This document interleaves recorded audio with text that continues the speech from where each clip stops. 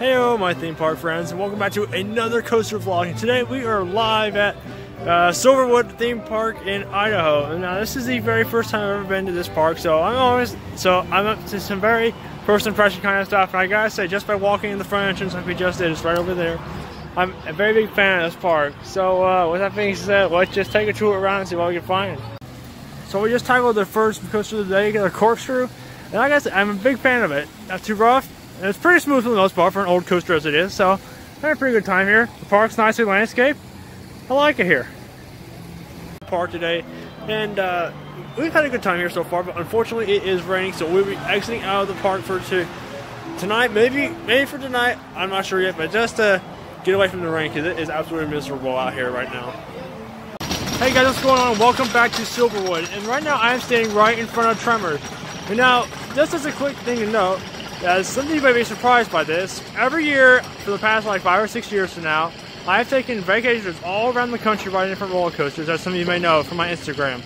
But today is my birthday, and so I've been just going around kind of taking a day off, kind of shooting some footage, all that kind of stuff, just trying to really get a good feeling of the park, and I'm actually a big fan of it, and I will do a full review of it on the channel and that kind of thing in the future.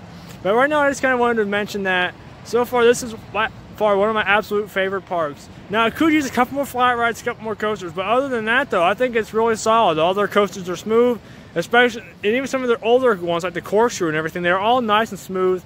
The flat rides are pretty solid, you know. Everything overall here is just fine. However though, one thing I do have a bit of a problem with at this park is that they do not have a very good selection of merchandise and that kind of thing, but that's not a big deal because Ike managed to got me a full lanyard of pins, which I will be doing a post about that on Instagram as well in the future. But you know, I mean, I guess there's pros and cons to every different amusement park you go to, but so far I haven't found too many flaws with this one, and I really am excited for what to do in the future. And just as another note, do I think this park is worth it or not? Oh, I totally think it does. It's got a nice balance of thrill rides, flat rides, kitty rides, all kinds of stuff. I even managed to snag those 2 kitty credits over there because they just, you know, allowed me to, so I kind of just took the opportunity, went over there, and rode those. Now, we will be shortly here wrapping up our stay here at Silverwood, but I know, which I'm very saddened by, but we just got to move along to our next park eventually, so, you know, we just kind of got to do that. But we're just kind of starting to widen things down here. You know, we're going to take another lap around the park, ride some more stuff, like the drop tower you can just see over there that just went down. But you know, like I said, everything is well balanced. I love it here. I actually really enjoy it. Now, one thing that really does irk me about some of their operations here is that all of their coasters have one train. Now, I get that none of them are really equipped to handle more than one, but it just kind of makes the operations, that kind of thing, just a tad slower than what I would expect from a regular sized park. But even then, though, I can't really make it too much of a gripe because, I mean, obviously, like I said, they've already got a good selection of all this kind of stuff. But one thing I have to mention is their train, because it's not your typical just trip around to like the water park or something like that, even though the water park is just that way yonder. But the train is actually more of a show kind of thing. And if you've been to Silver Dollar City, which I have, they have a similar kind of thing, like where they go out and tell a bit of a story and that kind of thing, tell a bit of jokes. This one does too, but it's just more relaxed and that kind of thing. They even have like people walking up and down the thing. And then during the halfway point, they do like a cool little show thing. And I am an absolute huge fan. They are very family friendly, and as Aftershock over there interrupts me with this loud horn. Now, some of you don't know about Aftershock. It is actually a relocation from Six Flags Great America in Gurnee, Illinois, which is something I found very interesting. Because originally, I had always thought they just got in that park and that coaster for just themselves, you know, but I guess not. They got it as a transport from Six Flags Great America. So, you know, I guess there's pros and cons to everything. And it's nice to see that a coaster like this gets to live on in another park besides just the one and only. So, yeah, and I will talk to you in a bit, guys. Heyo, my friends, and welcome back. And after doing just a couple more hours of filming, riding, all that kind of stuff, I think we are wrapping up. We're heading out for this 2-day week.